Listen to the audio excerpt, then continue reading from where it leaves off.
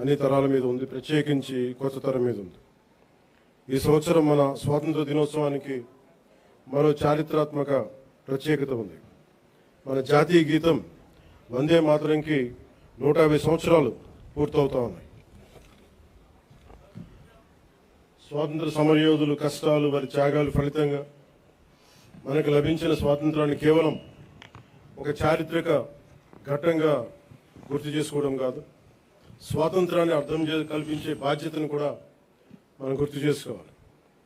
ఆ బాధ్యతను గుర్తు చేసుకోవడానికి కాకినాడ కంటే గొప్ప వేదిక మరొకటి ఉండదు. మన కాకినాడకి స్వాతంత్ర పోరాటంతో కూడా చాలా గొప్ప అనుభవం ఉంది. 1923లో కాకినాడలో జరిగిన అఖిల భారత కాంగ్రెస్ సమావేశం జాతీయ స్వాతంత్ర ఉద్యమ చరిత్రలో ఒక ముఖ్యమైన అధ్యాయం.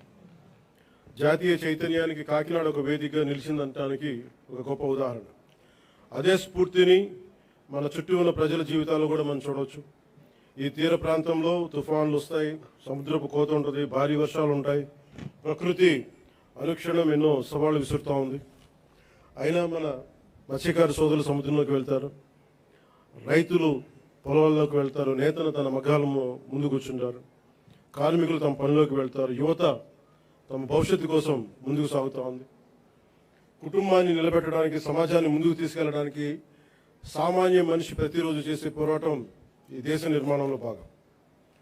ప్రధానమంత్రి గారి శ్రీ నరేంద్ర మోదీ గారి వికసిత్ భారత్ 2047 సంకల్పంలో ఆంధ్రప్రదేశ్ తన వంతు బలమైన పాత్రని పోషిస్తుంది.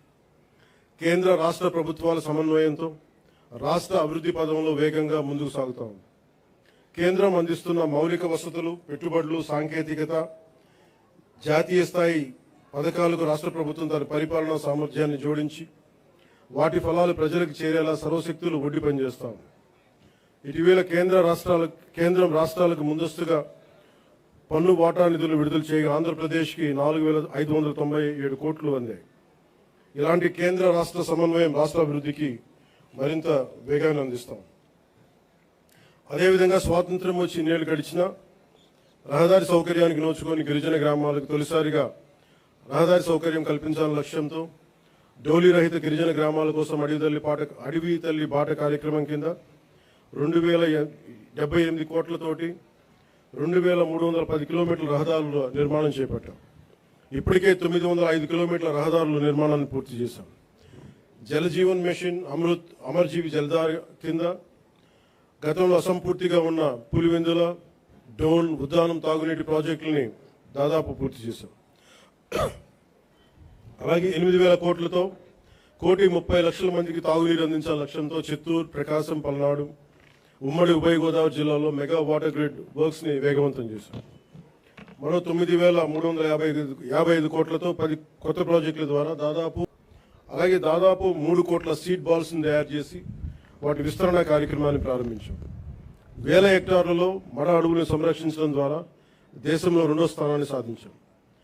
గ్రేట్ గ్రీన్ వాల్ ద్వారా తీర ప్రాంతాల రక్షణ కూడా చర్యలు చేపట్టాం.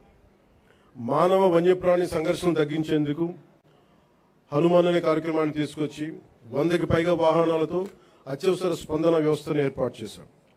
కుంకి ఏనుగుల ద్వారా 15కు పైగా ఆపరేషన్లు విజయవంతంగా నిర్వహించాం. ఎర్రచందనం అక్రమ రవాణాపై కఠిన చర్యలు తీసుకుంటూ దాదాపు 100 మెట్రిక్ టన్నుల ఎర్రచందనాన్ని స్వాధీనం చేసుకుని 242 కేసులను నమోదు చేసి 494 మందిని అరెస్ట్ చేయడం జరిగింది.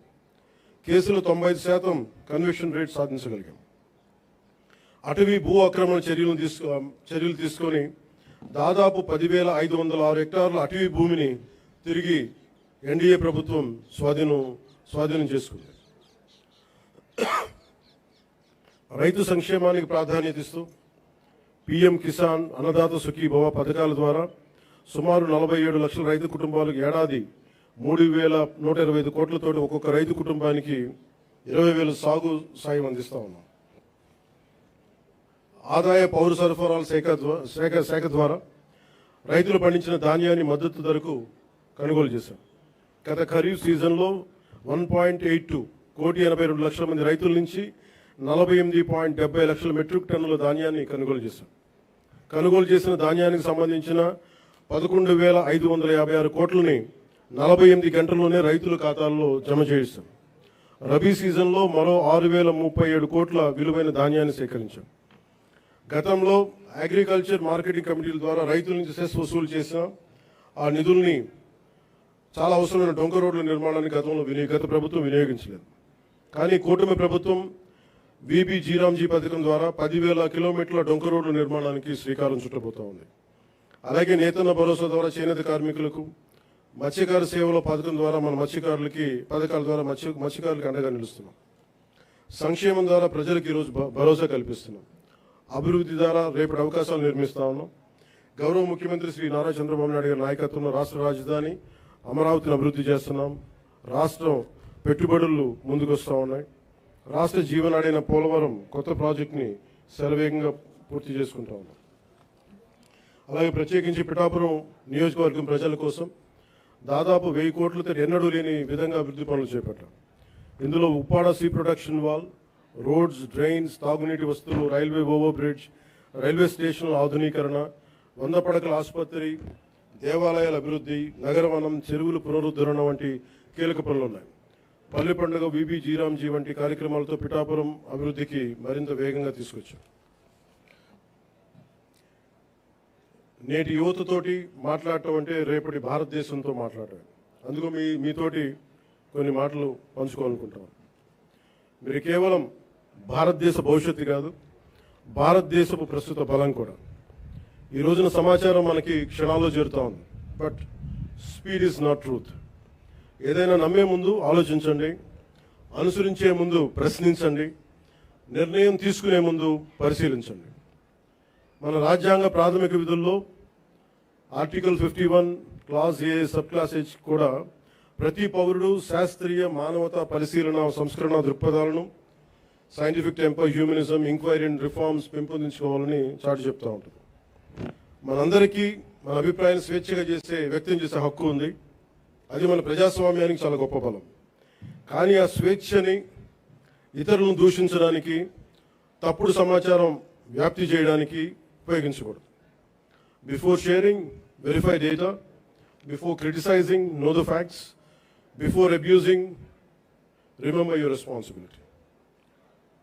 బలమైన ప్రజాస్వామ్యానికి మనకు కావాల్సింది బ్లైండ్ ఫాలోవర్స్ కాదు, ఇన్ఫార్మ్డ్ సిటిజన్స్ చాలా అవసరం.